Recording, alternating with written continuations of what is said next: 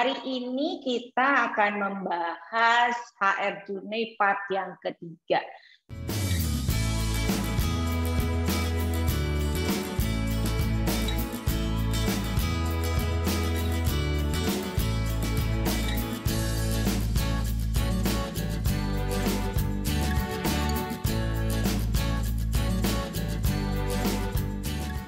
Di part pertama adalah kita bincang tentang HR function dan HR function and role. Kemudian di part kedua kita discussion about recruitment and talent acquisition. Dan today kita bersama Sis Endah gitu. Dia adalah psikolog dan kita akan bicara mengenai kenapa perlunya assessment. Atau kenapa sih assessment harus dilakukan di dalam bagian daripada recruitment atau talent acquisition ya. Nah, perbedaannya di mana sih? Mana yang akan digali lebih dalam ketika kita ketemu talent atau ketika kepada karyawan baru? Nah, itu yang kemarin dibahas, katanya mau mengasah berlian Bu di episode yang sebelumnya. Nah, sekarang kok Ibu sih ya, Sis Endah? Nah, sekarang ini Sis Endah yang akan menjelaskan, tapi sebelumnya Sis Endah kenalkan dulu siapa Sis Endah, sehingga para pemirsa mengenal siapa Anda. Silahkan. Senang ya saya diundang nih di Cerindo ini. Perkenalkan, nama saya Endah Andriani Pratiwi. Biasa orang-orang manggil saya itu cukup Endah aja gitu ya. Oke. Jadi cukup singkat lah ya namanya saya Endah. Kebetulan saya itu ngajar ya, saya salah satu staf dosen di Fakultas Psikologi Unjani. Terus ya selain dosen saya berkecimpung di perusahaan-perusahaan lah, instansi yang memang membutuhkan jasa psikolog. Seperti itu kali ya Bu ya, singkat. Yes, oke. Kemudian Bu, kita bicara tadi rekrutmen. Nah, assessment dan bagaimana menggali assessment pada karyawan baru untuk rekrutmen mengisi posisi yang vacant, dan bagaimana dengan merekrut talent gitu, orang-orang yang sudah memang di bas di industri. Gimana menurut Ibu? Silakan. Ya sebenarnya kalau kita lihat kan dari kata assessment aja udah pengukuran ya gitu. Jadi mengukur itu kita bisa lakukan di berbagai bidang ya, sebenarnya mau pendidikan, mau industri, perkembangan itu juga sama namanya assessment gitu ya. Hanya mungkin settingnya aja yang berbeda. Nah kalau tadi bilang misalnya ada assessment untuk yang karyawan baru yang kita rekrut, dan ada juga assessment yang kita lakukan ke karyawan yang akuisisi. Nah biasanya untuk yang karyawan baru atau yang rekrutmen, kita memang melakukan assessment atau pengukuran tapi beda nama gitu. Jadi hanya assessment aja, hanya diukur aja gitu. Diukur mana nih yang pas gitu. Kalau pas yang akuisisi baru itu yang panjang-panjang dan lengkap gitu. Nah kita jadi kepo nih. Pemirsa ini kan juga ada mereka yang memang bagian daripada HR, atau mereka juga bagian recruitment, atau mereka juga talent acquisition gitu, atau mereka HR praktisi atau HR para kandidat magister yang belajar tentang HR. Jadi boleh lebih detail isi jeroannya daripada assessment itu apa aja sih Bu? Nah, kalau assessment kan sebenarnya kalau pengukuran itu banyak ya. Jadi artinya kita melakukan pengukuran terkait psikolog. Kalau kita saya di bidang ini ya HR banyaknya terkait dengan pengukuran karyawan. Apa nih yang diukur? Apa nih yang diukur? Apakah misalnya terkait dengan kemampuannya gitu ya, akademik misalnya gitu ya, atau terkait dengan kompetensinya ya, atau misalnya terkait dengan skill and ability atau attitude. Nah, itu yang diambil. Nah, paling nanti kita akan pilah-pilahnya menggunakan alat tes apa nih kita mengassessnya gitu. Berarti bisa sesuai kebutuhan klien dong. Yes, betul banget. Jadi kita mesti awali dulu dari need assessment. Nah, jadi kebutuhan pengukurannya apa dulu gitu. Nanti dari situ baru kita mundur tuh gitu. Ya, betul. Sekarang memang kebanyakan kayak attitude itu, leadership bisa masuk attitude ya Bu ya? Ya, sebenarnya kalau leadership itu masuknya skill, jadi keahlian dia dalam memimpin. Tapi bagaimana attitude-nya?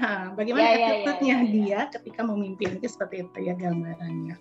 Jadi dia harus punya skill karena harus terasah terus, tetapi bagaimana attitude yang berperan terhadap kepemimpinan dia. Kepemimpinan, iya dong. Betul. Ya, ini buat para industri ya, para business owner, kalau ingin tahu ternyata assessment itu kita bisa melihat apakah memang personality-nya, ataukah mereka kita pengen tahu kompetensinya sejauh apa, baik itu dari sisi leadership atau technical-nya. Nah, kemudian bagaimana dia melakukannya dalam kesehariannya dengan perilaku dia, gitu ya Bu ya.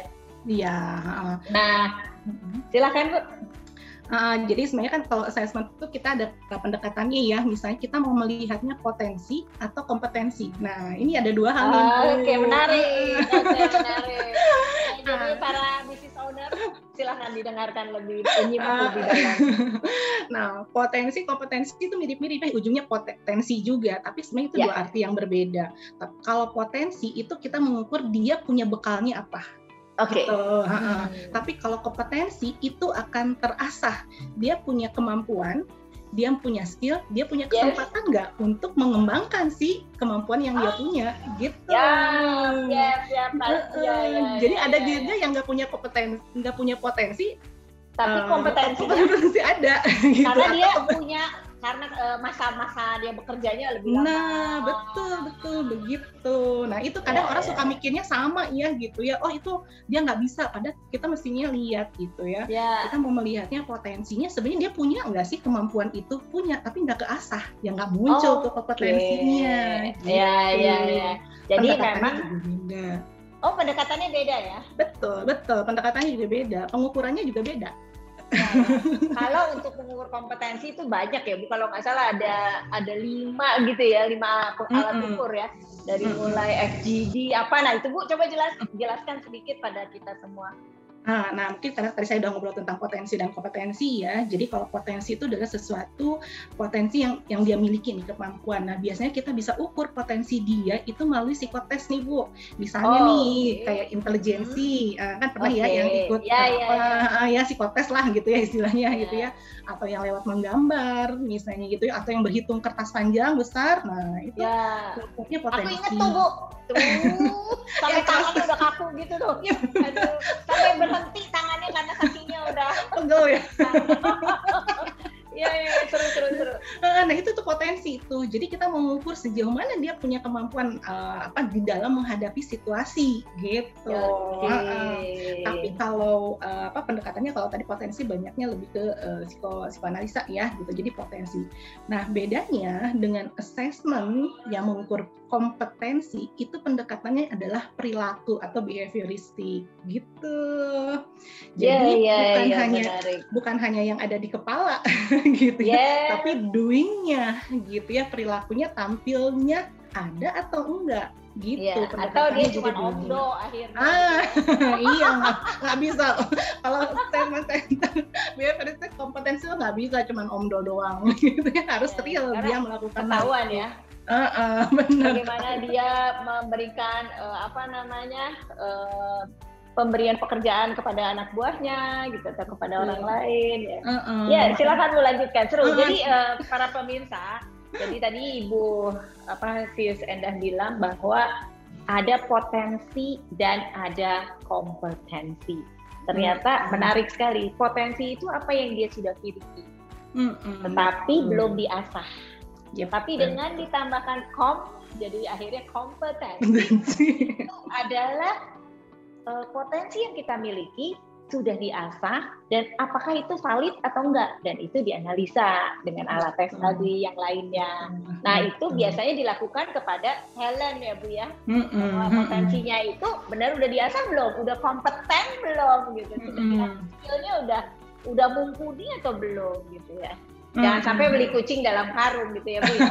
Nggak mau dong, kita kan rugi deh. Iya. Udah bayar mahal karena talent acquisition ya. Gitu, Nah, makanya kenapa pengukuran potensi dan kompetensi itu mulai dari pendekatan yang berbeda, caranya berbeda, hasilnya berbeda, mekanismenya berbeda, harganya pun berbeda gitu. Ternyata ujungnya adalah itu. Tapi itu valid lah ya. Jadi menurut aku harga inline dengan pekerjaan dalam kedalaman menganalisa. Betul. Nah, makanya kenapa menjadi berbeda, karena hasil yang ditampilkannya itu memang real, itu yang dia tampilkan, itu yang akan dia lakukan, itu yang dia lakukan selama ini ketika bekerja, bukan hanya sekedar dia sebenarnya pinter, tapi muncul nggak sih kepintaran itu misalnya gitu ya, dia punya kemampuan komunikasi, tapi dalam kesehariannya dia menampilkan kemampuan komunikasinya atau enggak. Nah itu makanya kenapa kalau assessment center tuh pendekatannya behavioristik tuh Bu, jadi benar-benar perilaku yang ditampilkan gitu. Oke, kita akan dengar ya bedah satu persatu. Ini kan behavioristik. Apa aja atau model assessment kayak tadi, kalau potensi kan ngelihat kita dapat dari cara dia melakukan sesuatu melalui hitungan, melalui gambar, melalui anything. Aku juga udah pernah ngelakuin sampai tanganku juga kaku waktu awal-awal dulu gitu ya. Ternyata itu adalah untuk melihat potensi kita. Gitu, IQ-nya kita. Nah sekarang kita akan melihat kompetensi apa aja nih yang dibedah. Pasti kasih bocorannya ya, biar nanti para business owner pengen tahu, ternyata memang bermanfaat sekali. Apalagi business owner kan yang selama ini yang baru bukan baru, mereka sudah besar tiba-tiba, bukan tiba-tiba tetapi dari kecil tidak dipersiapkan untuk menjadi sangat besar Bu. Nah, jadi people development tentunya juga harus dilihat dari kompetensinya agar majunya bisa bareng kan dengan keinginan daripada business owner.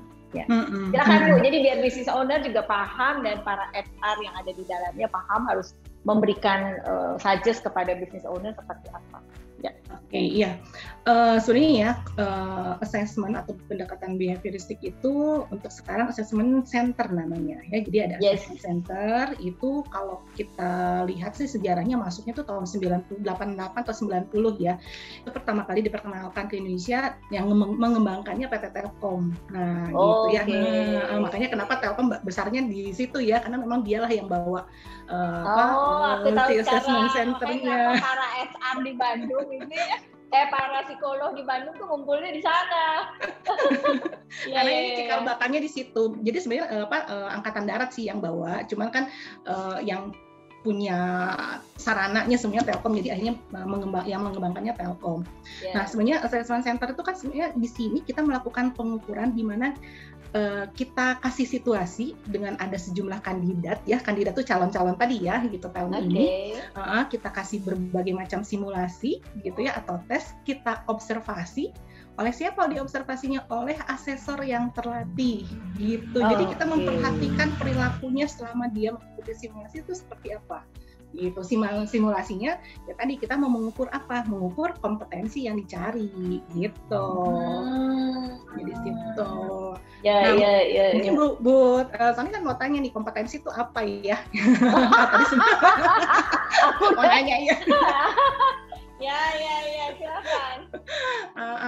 Sebenarnya sih tadi sebenarnya udah cerita ya tentang kompetensi gitu ya. Tapi yang penting adalah di dalam kompetensi itu adalah karakteristik dari orangnya, motifnya apa gitu ya. Kepribadiannya seperti apa, skill yang dia punya tuh seperti apa gitu ya, pengetahuan yang dia punya seperti apa, yang dia tampilkan dari dalam simulasi-simulasi itu. Nah simulasi yang kita lakukan itu menggambarkan ketika dia di dalam situasi kerja gitu.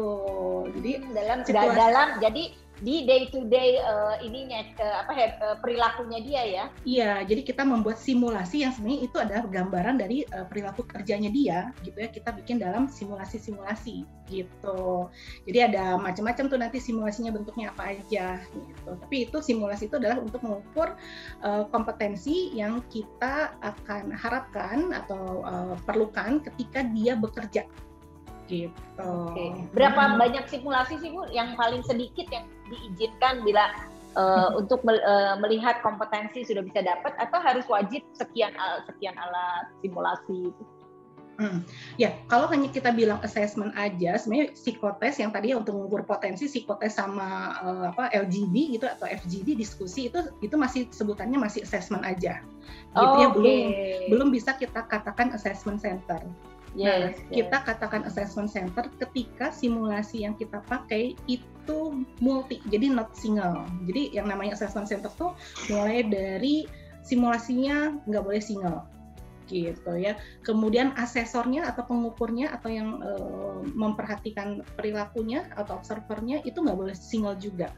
diskusinya, meeting antara asesornya juga itu nggak boleh sinkron gitu. Jadi kita multi rater, pengukurannya dalam berbagai situasi, dinilai oleh orang-orang berbeda, tapi menampilkan perilaku yang mana nih yang konsisten dia munculkan selama simulasi dalam satu hari itu gitu. Oh iya, emang aku juga ngalamin sih seharian sampai lelah itu dengan asesornya lebih dari 3 gitu ya. Jadi benar-benar kita kayak bekerja sih waktu waktu dilakukan simulasi itu.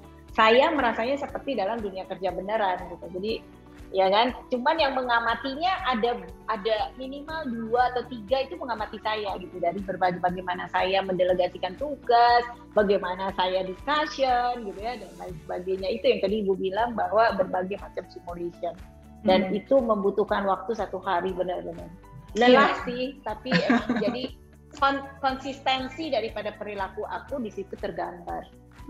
Ya. Nah, assessment center tuh ada yang sampai 1 hari, ada yang sampai 2 hari sih Bu, gitu ya, tergantung simulasi yang dipakainya. Gitu. Ya.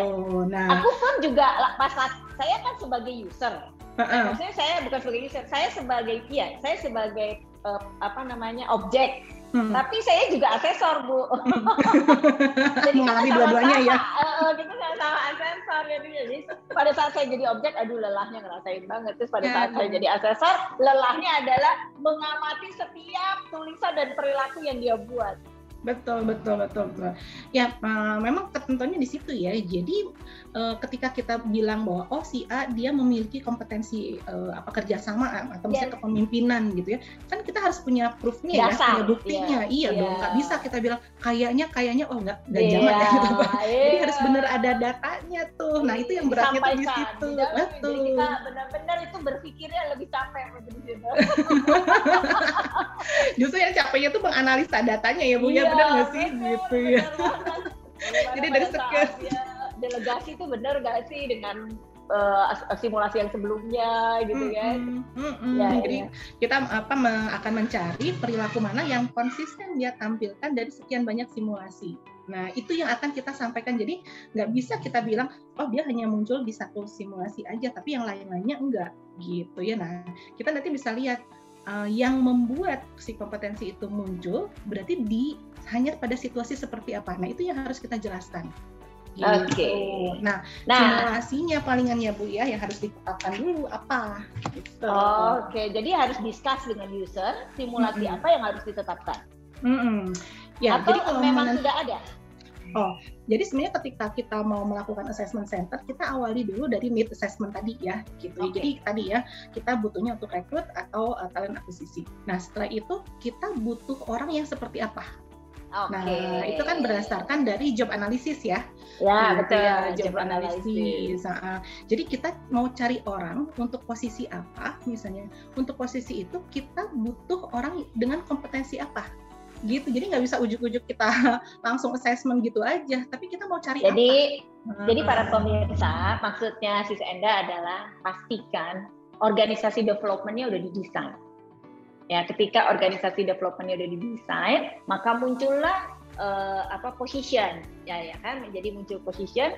Di situ posisi itu job analysis, seperti apa yang dibutuhkan, requirement-nya, kompetensinya kompetensi mana aja.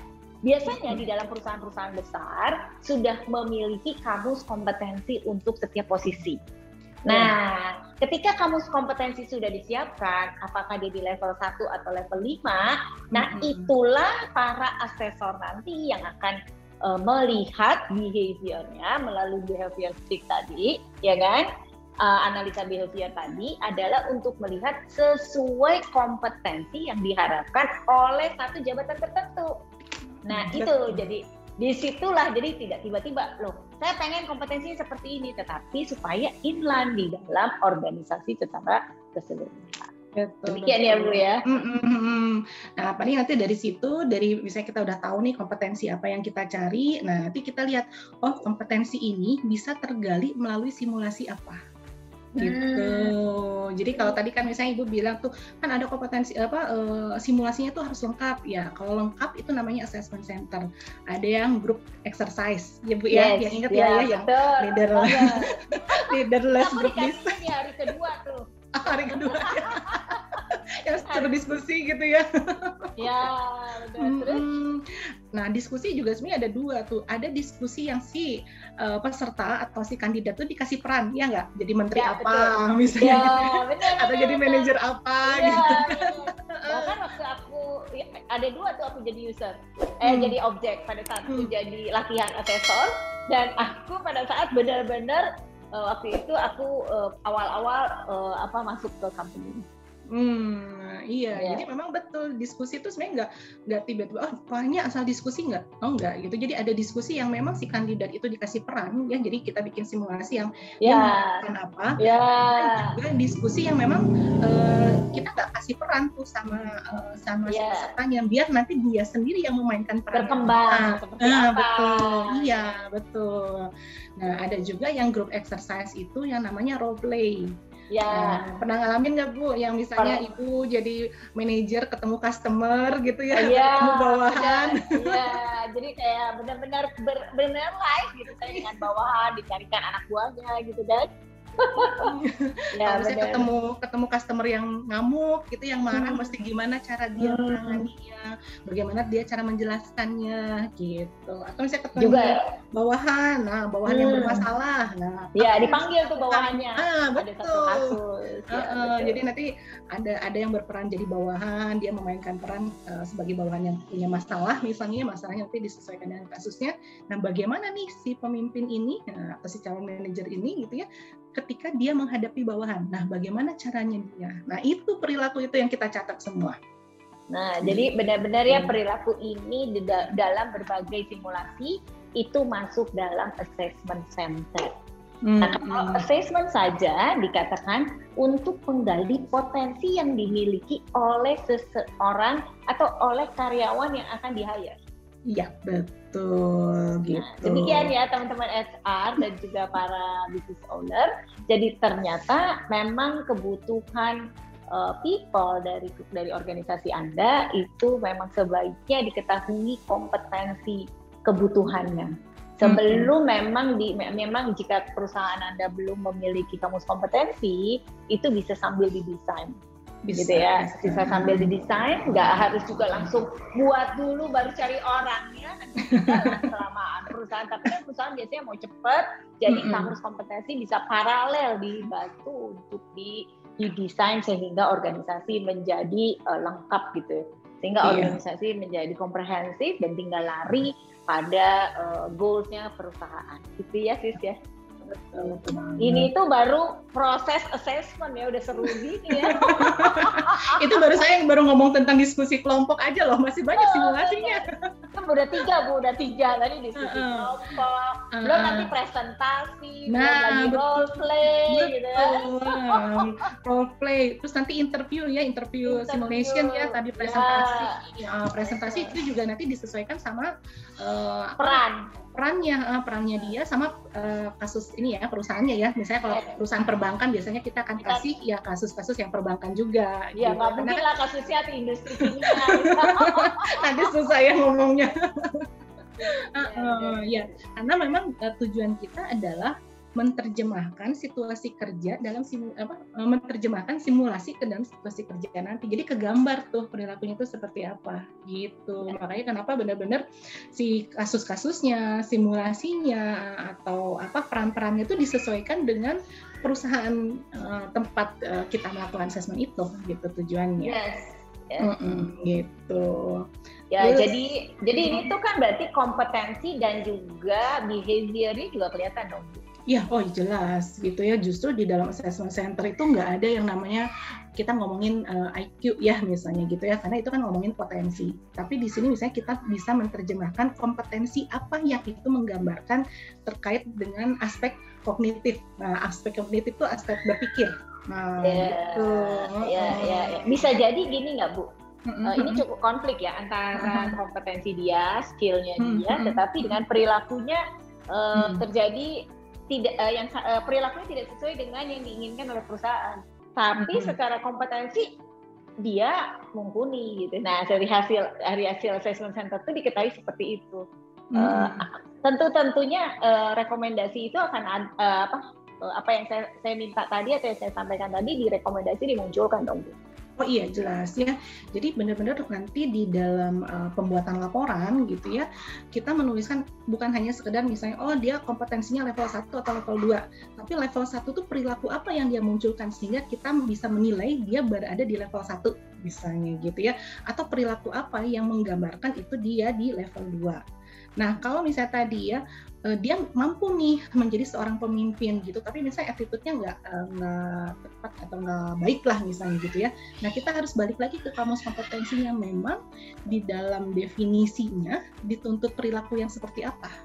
Ya, kembali lagi para pemirsa bahwa kamus kompetensi adalah acuan. Yang tadi saya sampaikan itu levelnya 1 udah sampai dengan 5.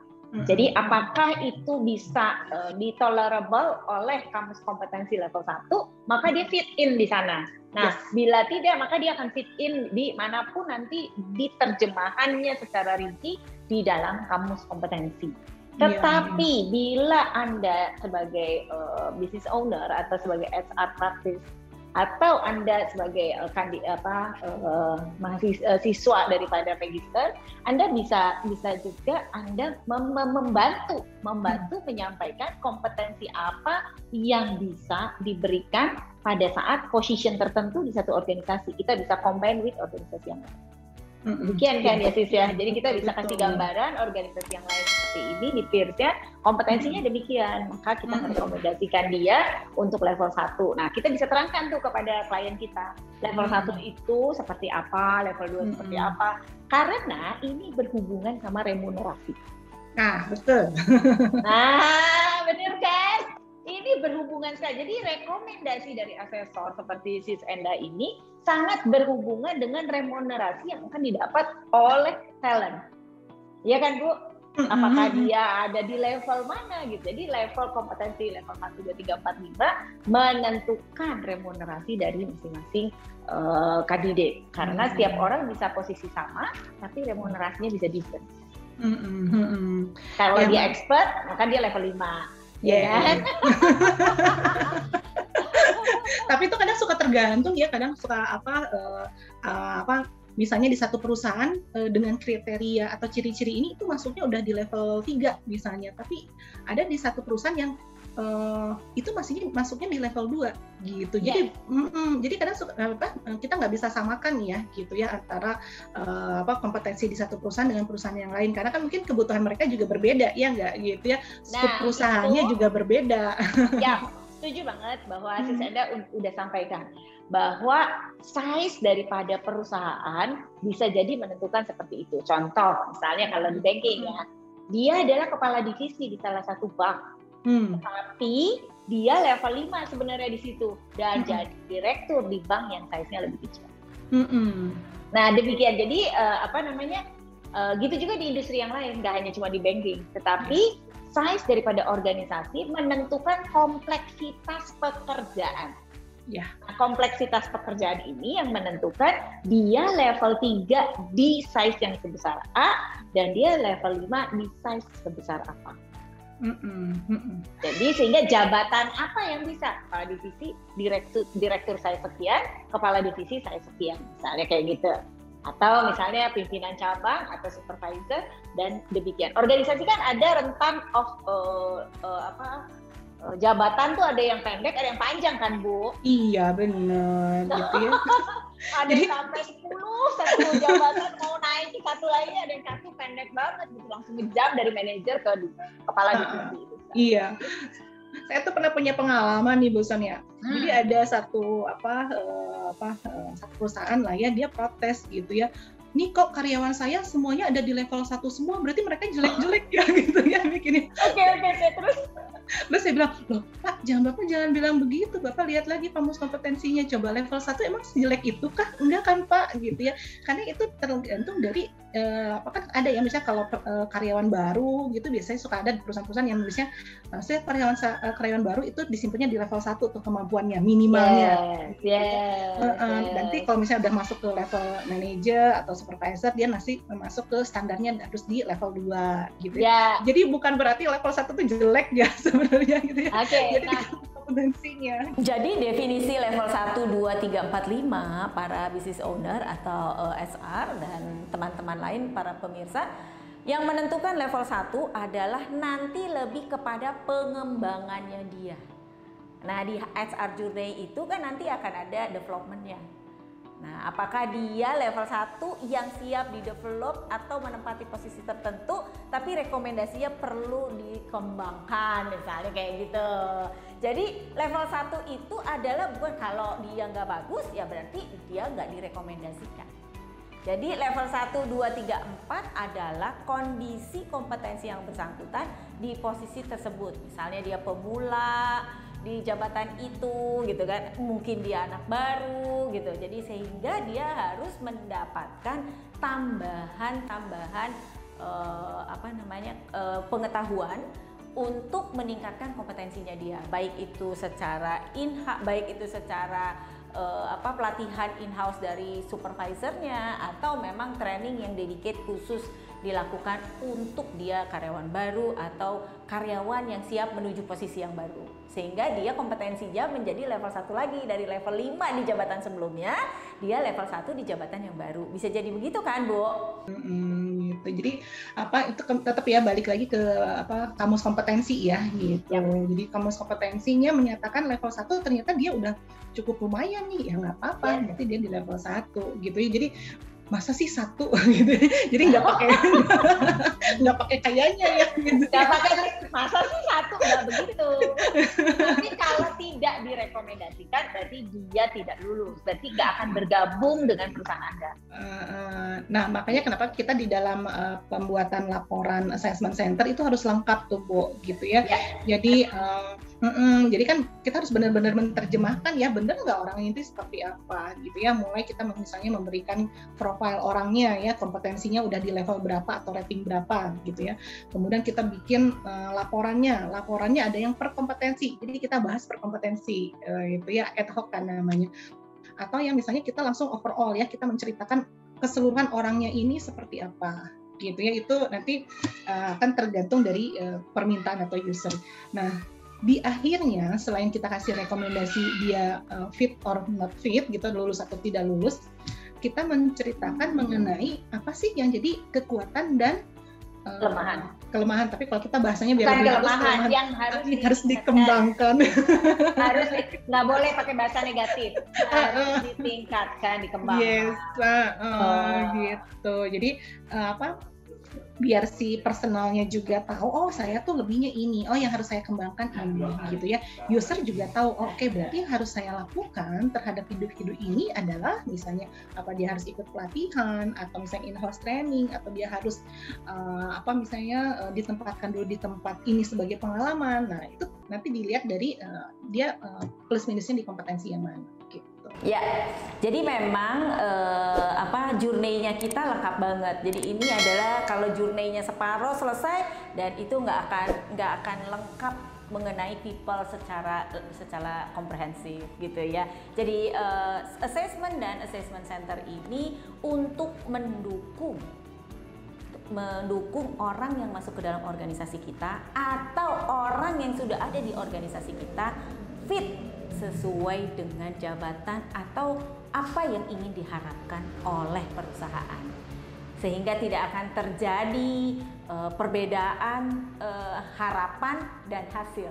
Jadi biasanya yang bikin stres di dalam organisasi business owner adalah kenapa sih, kan dia harusnya bisa, kok nggak bisa. Nah itu jadi banyak sekali komplain yang membuat business owner tuh langsung tandukan gitu. Nah itu yang memang para business owner memang pemetaan people itu penting sekali, bagaimana mereka mendevelop, apakah Anda ingin mendapatkan yang langsung dari market, dari industri sehingga tidak perlu mentraining lagi, atau Anda mau mengembangkan dengan mentraining, dengan mengeluarkan biaya training secara komprehensif dilakukan. Nah itu sekarang maka pendekatannya, kalau pelatihan nanti kita di sesi yang berikutnya, kita sekarang sedang di sesi assessment, udah seru ya.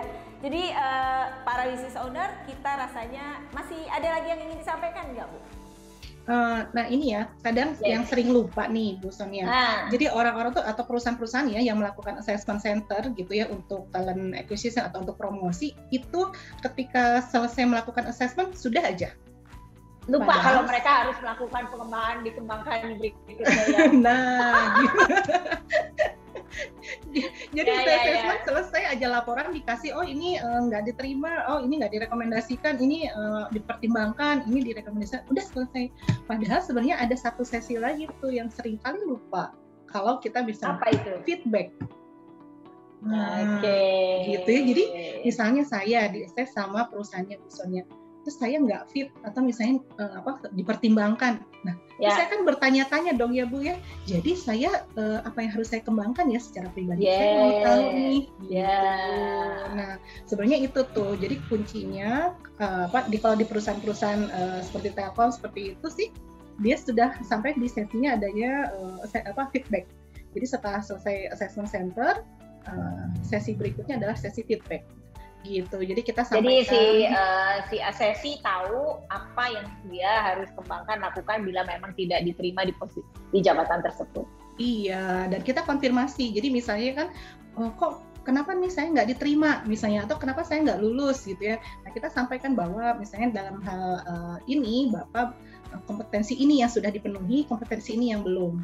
Nah, ketika misalnya si asesnya nanya, kenapa kok saya nggak dianggap nggak memenuhi ya? Nah, kalau kita punya data kan enak ya, gitu. Yes. Jadi kita sampaikan bahwa buktinya adalah ketika Bapak menghadapi simulasi ini atau situasi ini yang Bapak lakukan, Terjadi bla, bla, yang bla. Bapak lakukan. Nah, jadi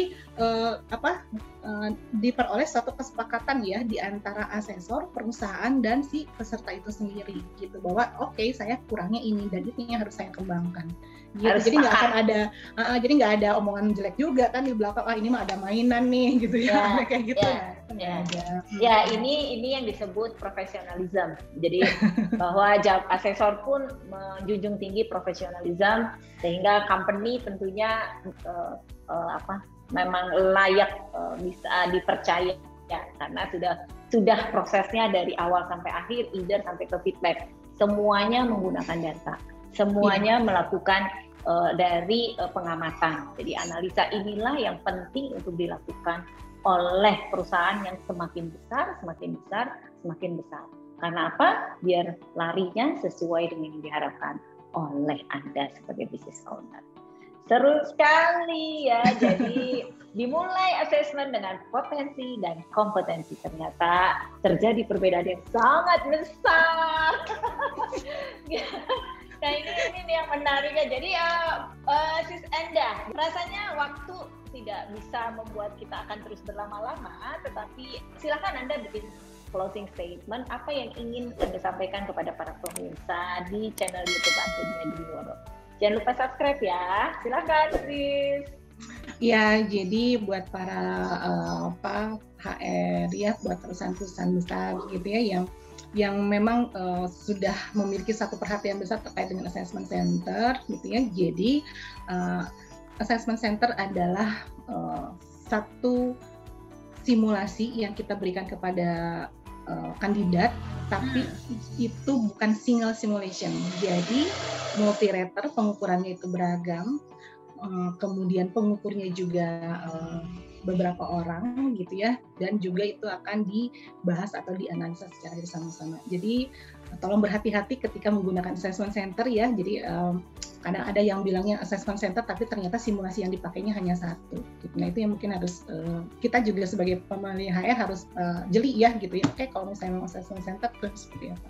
Jadi mulai dari tetapkan dulu need analisisnya apa, kemudian miliki dulu kompetensinya apa, baru setelah itu kita tetapkan simulasi yang akan dipakainya seperti apa. Mungkin itu kali ya Bu Antonia. Iya, dan yang terakhir, banyaknya simulasi dan kecepatan dalam mengukur behavior juga tentukan oleh harga. Katanya tadi menurut Ibu Endah. Tapi sebenarnya harga sih bisa menyesuaikan dengan perusahaan kok, jangan khawatir ya. Jadi ternyata seru sekali. Dan terima kasih Sis Endah, waktunya Anda sibuk. Kita tuh bukan sibuk sih, kita waktunya aja nggak ketemu ya gitu. Jadi pas lagi sibuk, akunya nggak sibuk. Pas aku sibuk, adanya nggak sibuk. Nah, terima kasih buat hari ini. Bahagia rasanya bertemu Sis Endah. Salam bahagia.